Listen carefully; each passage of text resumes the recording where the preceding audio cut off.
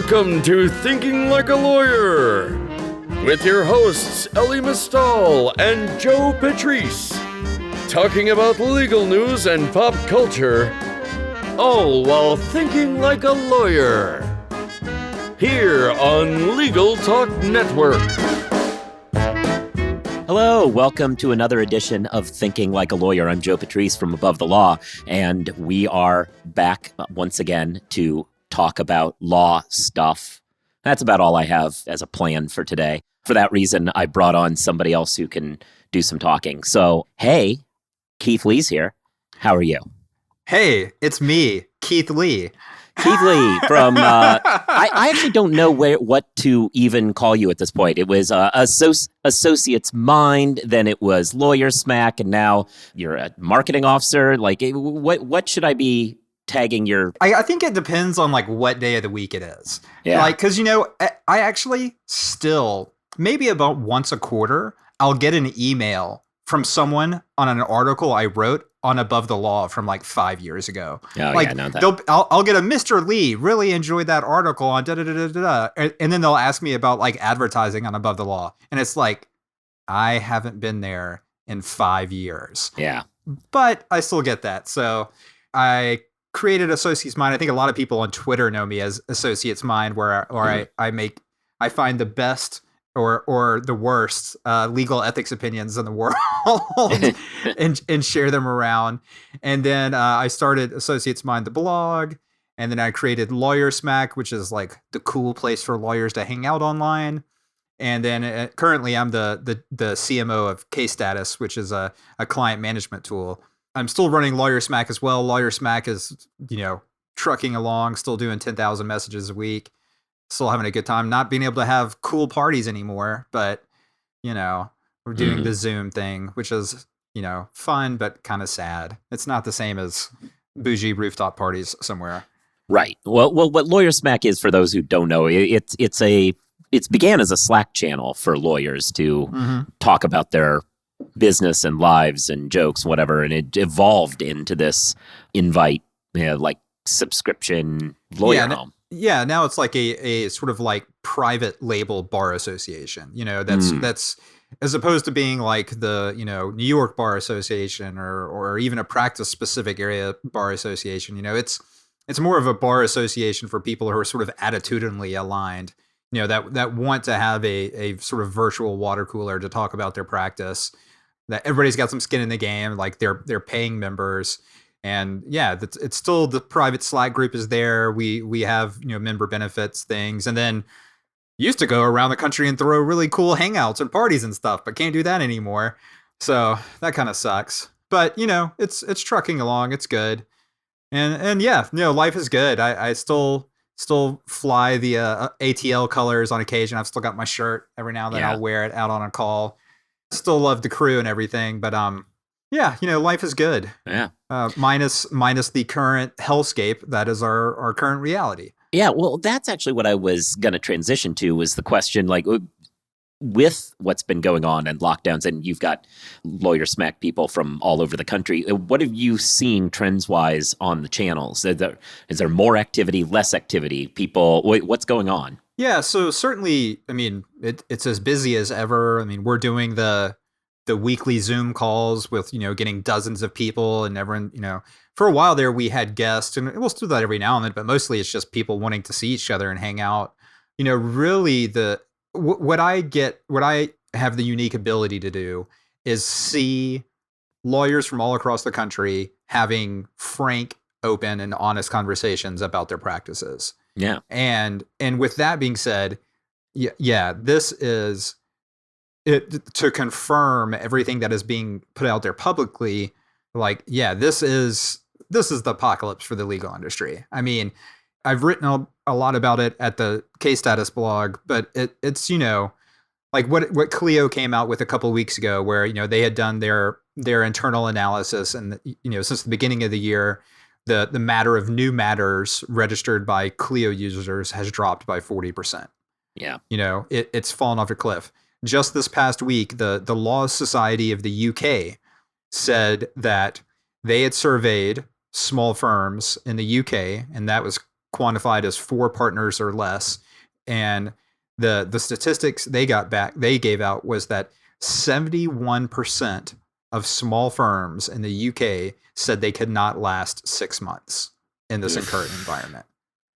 That's insane. That's like extinction, right? I mean, that's saying small law firms in the UK are going to be no more.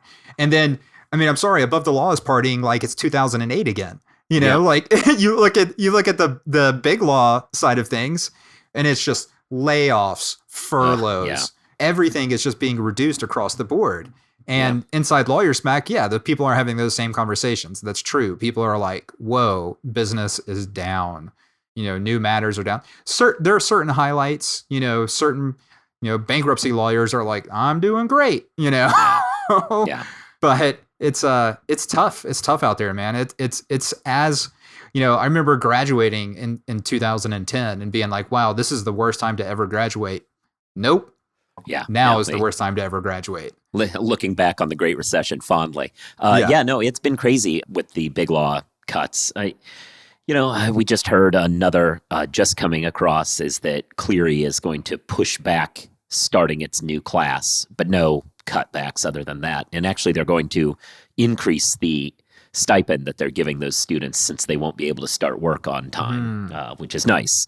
Yeah. But there are very few firms that are sound in a sound enough shape as a Cleary Gottlieb is to be able to do that, unfortunately. Yeah, it's really hard. I mean, big law, from my understanding and everybody I've spoken to, if you segment the legal industry into sort of big law, mid-size, and solo small firm, and you talk the classical professional services, finder, minders, grinders, pyramid in a big law setting, those pyramids are just going to shrink, right? Yeah. They're going to get a little bit smaller. The finders are still going to stay at the top. Maybe some minders don't make it, and they thin out the herd of grinders, but the pyramid stays in place as long as the economics of the firm are sound. They'll get through. It'll just be smaller. Go down to the mid-size bucket. That's where I think the most interesting stuff is going to happen actually for the rest of this year and into next year. And it's that I've spoken to so many people in different markets around the country that, like, after what happened in 2008, there's been this sort of weird inverted pyramid happening in mid-sized law firms, right? So instead of being lots of grinders at the bottom and then a few minders in the middle and then a very few finders at the top of the pyramid, it's been flipped where there might be 15 partners and then like 4 or 5 associates.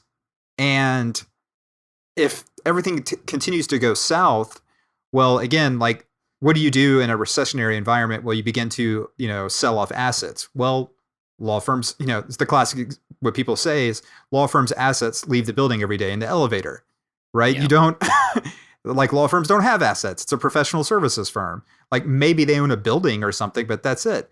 So if you have to eliminate the bottom of the pyramid and your pyramid is top heavy, well, then the pyramid just falls over.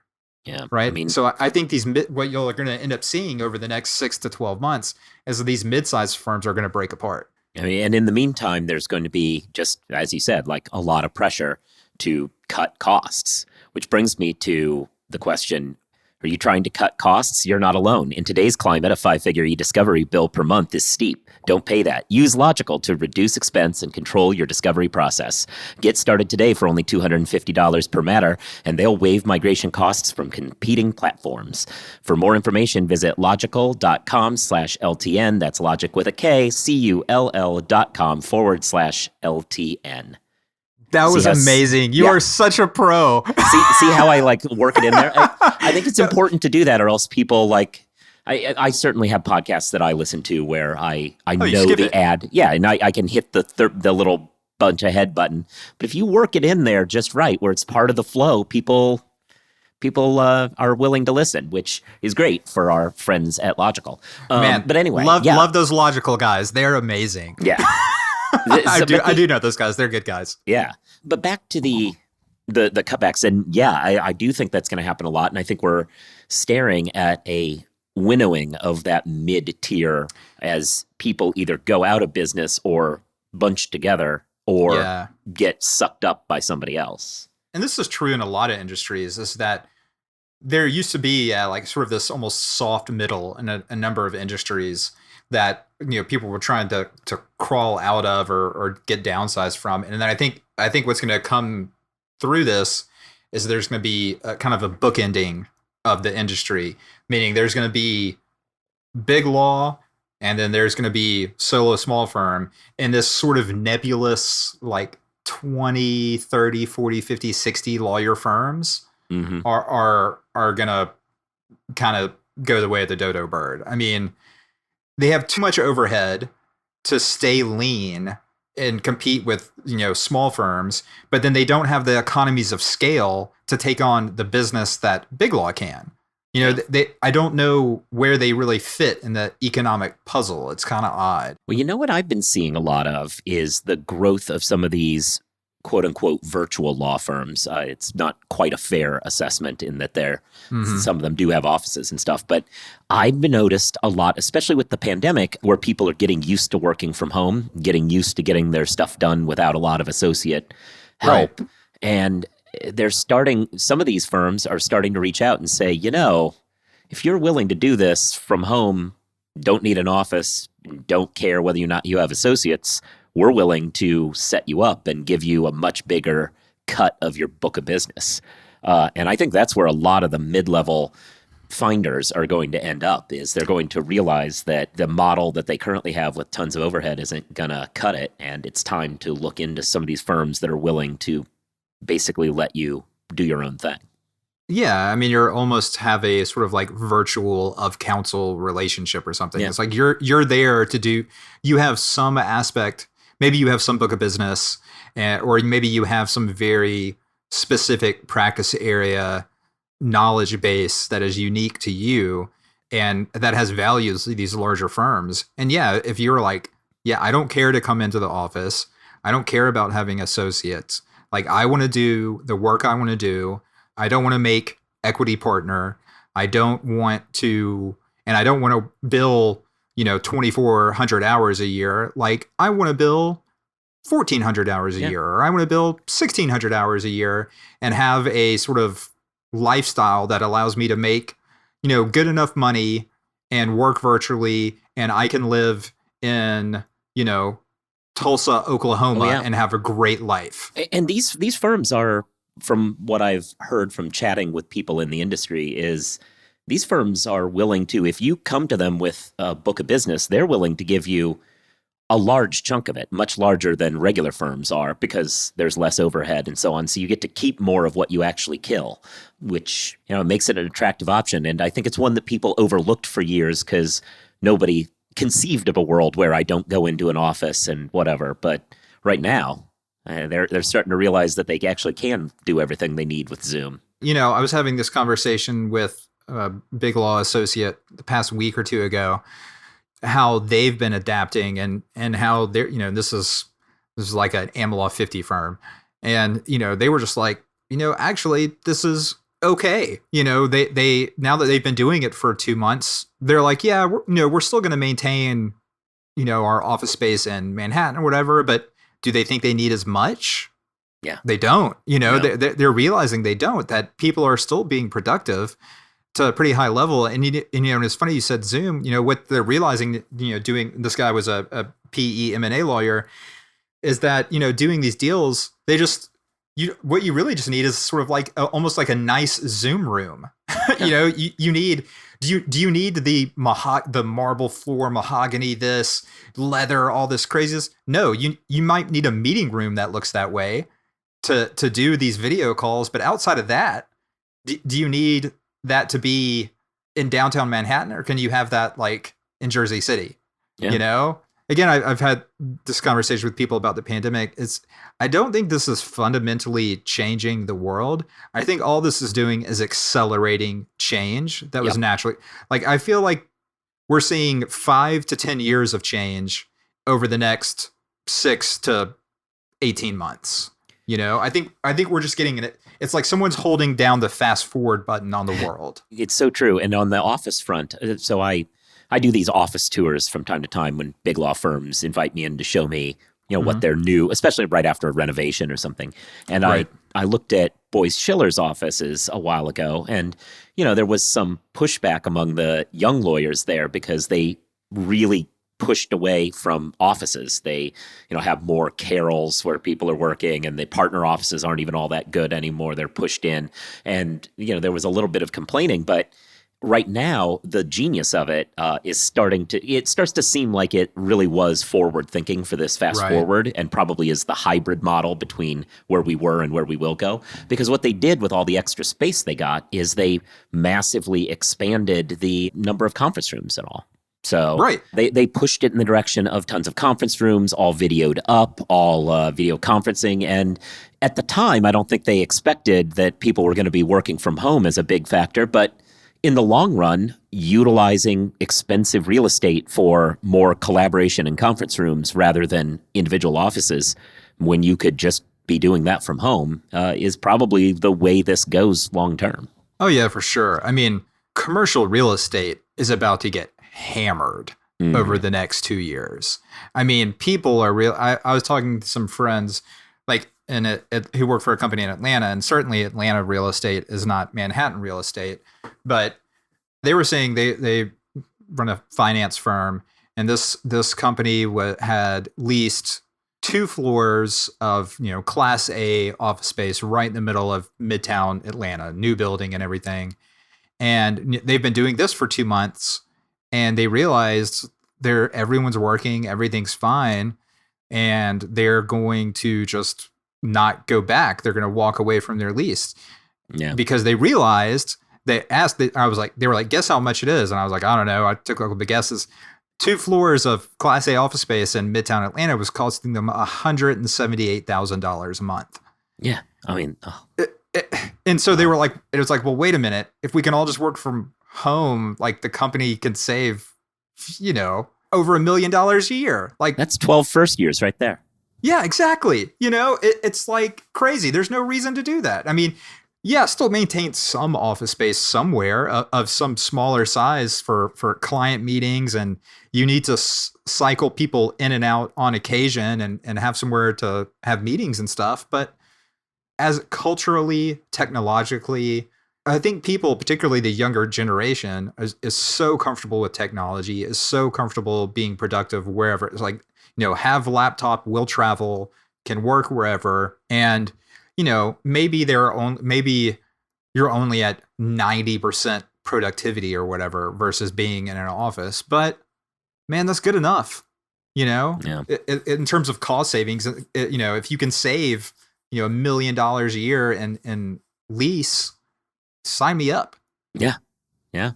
It doesn't make sense. So, I mean, that if I was really nervous in this in this moment, it would be I was somebody who was in the business of leasing lots of commercial properties, because I think that industry is about to get hurt for the next couple of years, really, really bad. Yeah. It's interesting. I know a partner at one of the big firms who does specifically commercial real estate. I haven't checked in with him on how he's seeing things, but I think you're right. It could be very interesting. On the other, maybe he'll tell me that it works out great for him either direction the market goes, but we'll see. Yeah. If you're just servicing them, hey, you'll handle the leasing or the sales, and then if things go south, well, then you handle the liquidation. You win both ways. So that's possible. That's the big thing in this. I've been parroting to a lot of people something Warren Buffett says a lot, that it's like it's only when the tide goes out do you learn who's been swimming naked. Yeah. Right? It's like, okay, the tide's going out. Who's naked, right? Yeah. Who's overly leveraged, right? Who has been over leveraged? And again, I think probably a lot of people, because the economy was booming, right? The fundamentals of the American economy and even the global economy are still really sound. Like there was no, underlying instability or something. Like we were all going. And so I think people were probably leveraged to a pretty aggressive extent. And then this just came out of left field. And now everybody's like, oh God, I'm the tide went out. I don't have any clothes on. Yeah. Owning a lot of oil futures right now is probably a poor decision. Yeah, that's rough.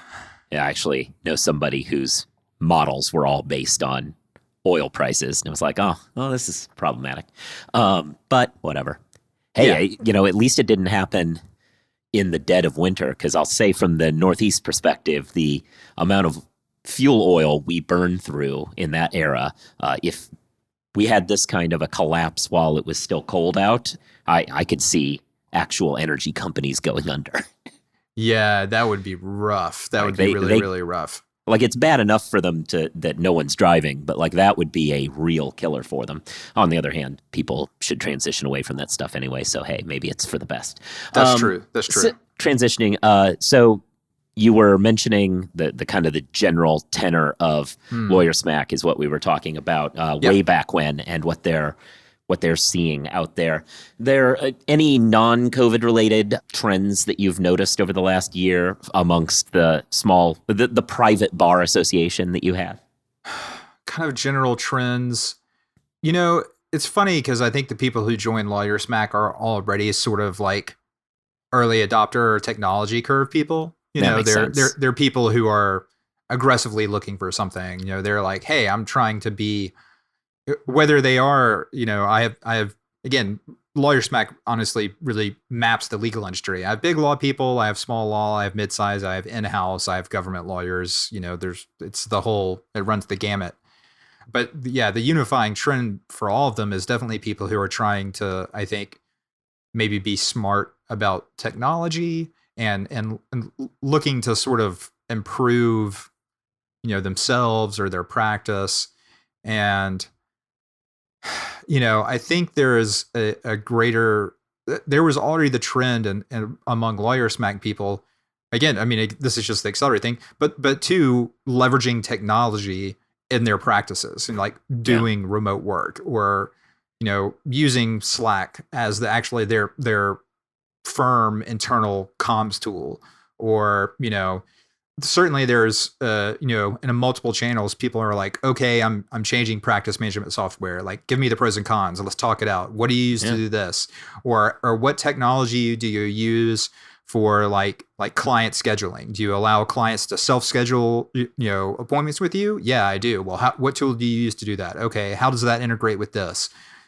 There's a movement between around forward thinking lawyers about automating their practice, right? People want to like adopt sort of like lean manufacturing methodology, or like the Toyota method, like really understanding how can you run a law firm and as a slimmed down model as possible, utilizing tech.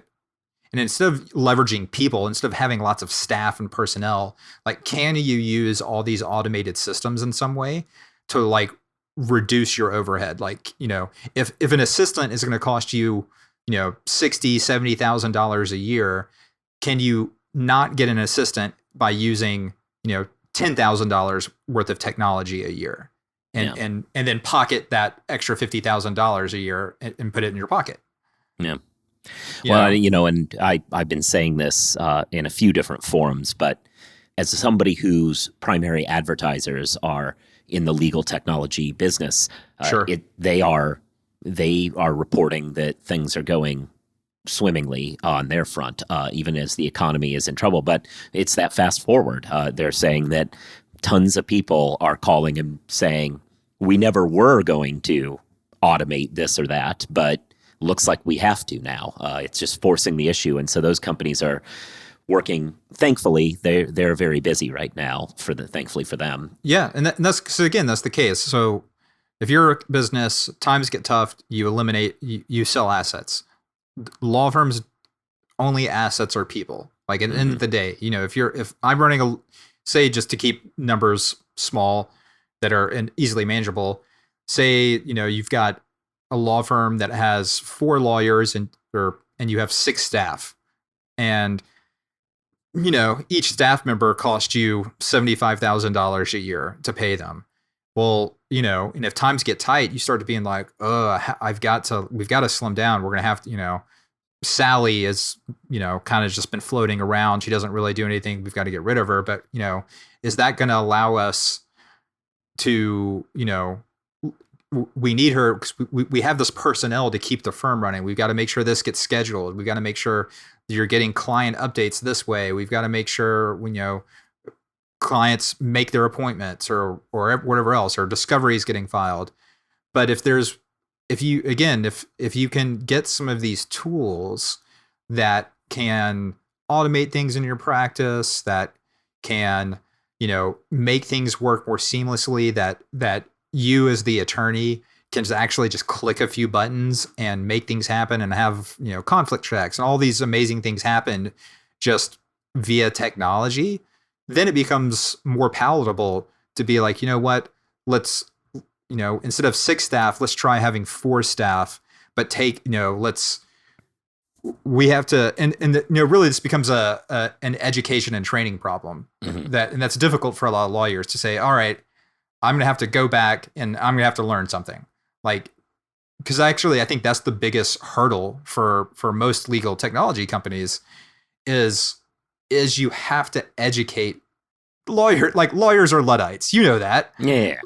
I mean, they are not, generally speaking, technology adopters. They are. It is a lagging industry. It is an industry addicted to precedent and the way things have always been done, and they don't want to change. And again, so now we're in this fast forward moment, and the big hurdle is educating and almost coming into these law firms as a consultant, being like, hey, we're going to actually help you become a modern practice. We are going to help you become a lean, mean, technology-enabled law firm for the future.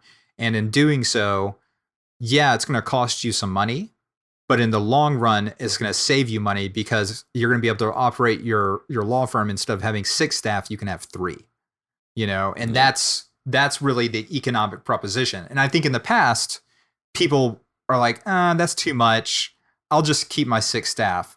But in the current environment, when you're really watching your bottom dollar, when you're not sure you're going to be able to find the work. Hey, you've got plenty of bandwidth to grind all day, but it doesn't matter if you can grind all day if you can't find.